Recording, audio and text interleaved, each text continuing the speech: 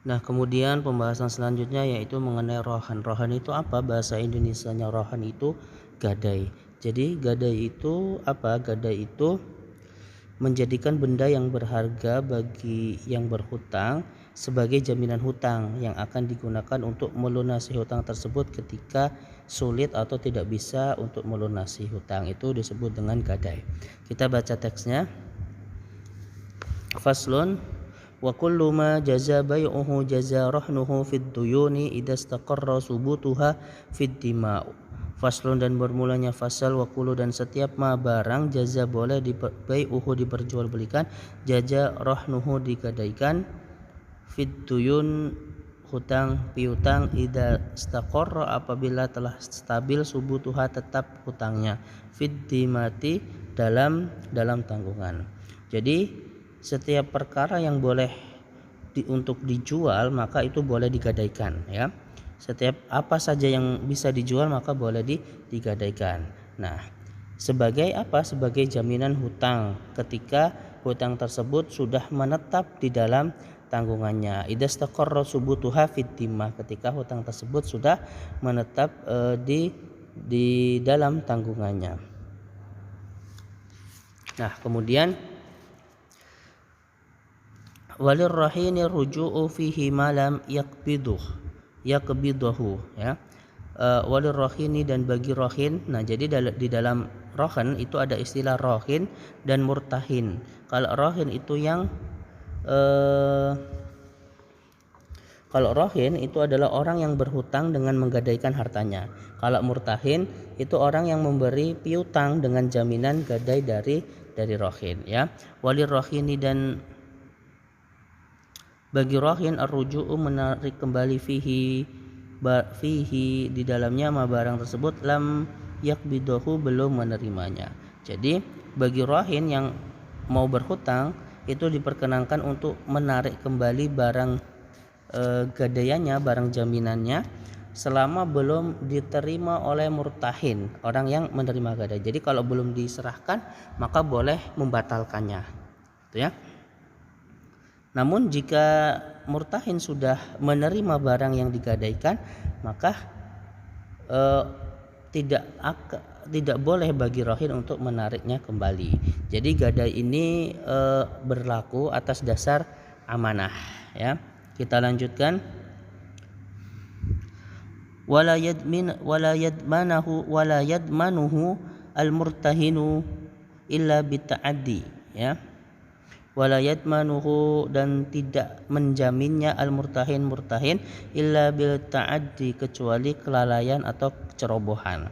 Jadi maksudnya adalah murtahin atau orang yang memberikan hutang itu tidak wajib mengganti barang dari rohin ketika barang itu rusak atau hilang, kecuali kerusakan atau kehilangan tersebut atas dasar kelalaian atau ceroboh dari si murtahin tersebut.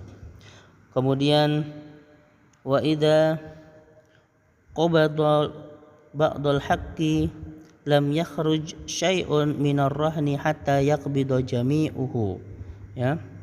Wa idza qabada, dan apabila menerima ba'dul haqqi sebagian hak, ini yang menerima yaitu murtahin, ya, lam yakhrus, tidak keluar syai'in sesuatu minar rahni dari gadai tersebut, hatta sampai yuqda melunasi jami'uhu semuanya. Jadi ketika murtahin atau orang yang memberikan hutang itu telah menerima sebagian dari haknya yang menjadi tanggungan dari rohin, maka tidak ada bagian dari barang yang digadaikan tersebut yang terlepas kecuali murtahin telah menerima semuanya. Maksudnya semuanya hak yang menjadi tanggungan rohin, ya. Jadi kalau si penghutang ini belum melunasi semua hutangnya, maka belum bisa dikembalikan kepada si rohin. Nah, jadi intinya setiap barang yang boleh diperjualbelikan maka boleh juga digadaikan dalam hutang piutang apabila telah pasti benda tersebut dalam tanggungan si penggadai.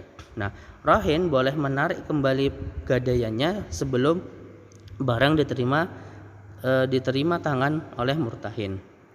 Kemudian rahin boleh menarik kembali gadaiannya sebelum barang diterima oleh tangan murtahin. Murtahin tidak wajib mengganti barang gadaiannya apabila rusak kecuali bila dia terledor. Apabila murtahin menerima sebagian haknya bayaran piutang dari rahin, dia tidak wajib menyerahkan barang gadai si rahin sampai rahin tersebut membayar semua hutangnya. Kemudian pembahasan selanjutnya yaitu mengenai hajru. Al-hajr ini artinya adalah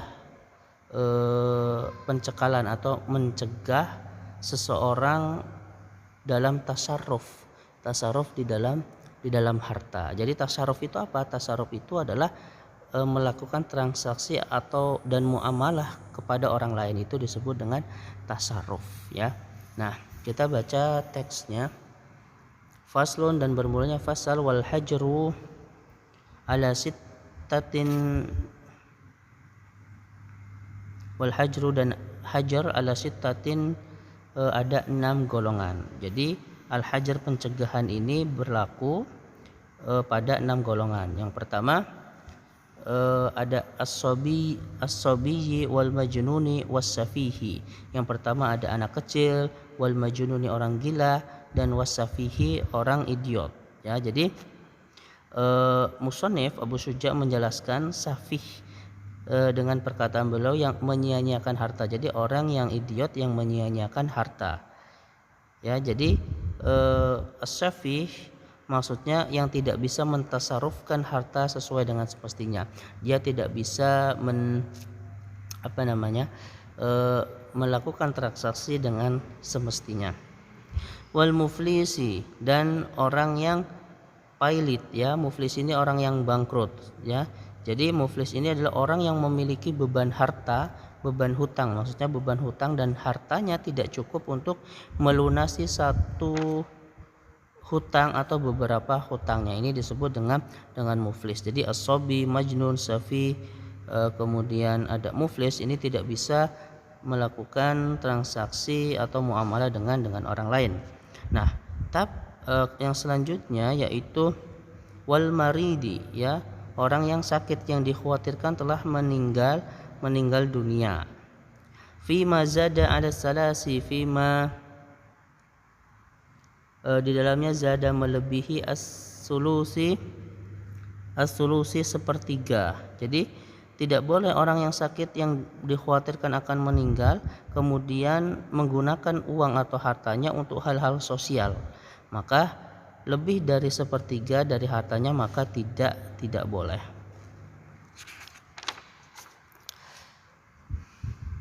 Kemudian wal abdil ladzi lam yu'dan lahu fit tijarah, wal abdi, dan seorang budak alladzi yang lam yu'dan tidak diizinkan lahu baginya fit tijarah di dalam berdagang, sehingga tasarrufnya tidak sah tanpa seizin majikannya. Jual belinya atau berdagangnya itu transaksinya tidak sah tanpa seizin majikannya. Kemudian wa tasarrufus sabiyyi wal majduni was safihi ghairu sahih. Wa tasarrufu, dan tasarruf sabi anak kecil, wal majnuni orang gila, was safihi orang safi ghairu sahih maka hukumnya tidak sah ya, sehingga tidak sah jual beli yang dilakukan oleh mereka. Kemudian wa tasarruful muflisi yasihu fi dhimmatihi, dan tasarruf seorang muflis hukumnya sah, yasihu hukumnya sah fi dhimmatihi jika dibebankan pada tanggungannya. Maksudnya jika tasarrufnya itu menjadi hutang transaksinya ya, sehingga seandainya ia menjual makanan atau yang lain dengan akad salam atau membeli keduanya dengan bayaran yang berada pada tanggungannya, maksudnya hutangnya, membeli keduanya dengan hutang, bayarannya dengan hutang, maka hukumnya sahduna a'yani malihi ya, tidak sah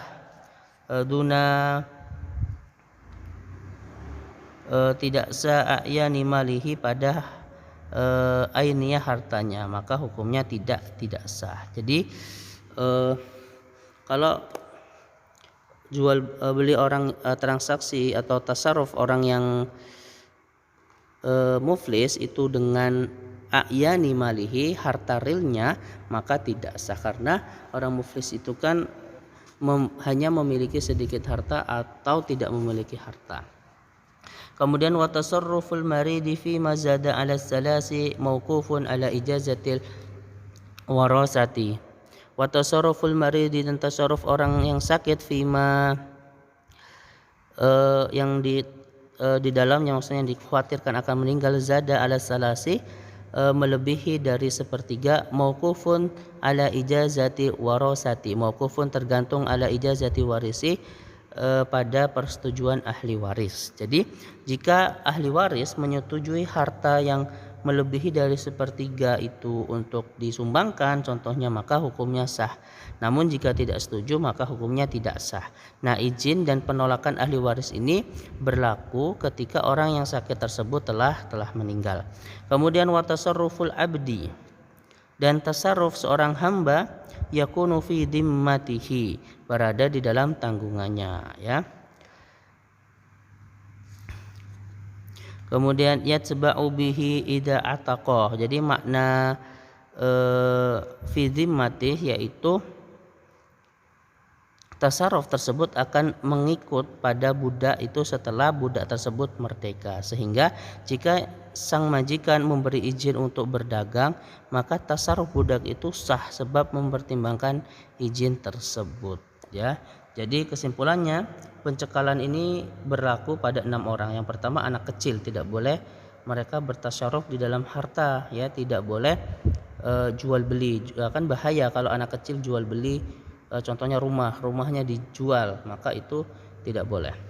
Kemudian ada orang gila, orang safih yang menghamburkan hartanya, kemudian orang pailit, bangkrut yang terlilit hutang, orang sakit apabila lebih dari sepertiga hartanya, budak yang tidak diizinkan untuk berbisnis. Alhamdulillah, pertemuan pada kali ini telah selesai. Apabila ada hal yang tidak jelas, bisa dipertanyakan melalui kolom komentar atau bisa WhatsApp langsung ke Ustadz. Oke, Ustadz akhiri. Assalamualaikum warahmatullahi wabarakatuh.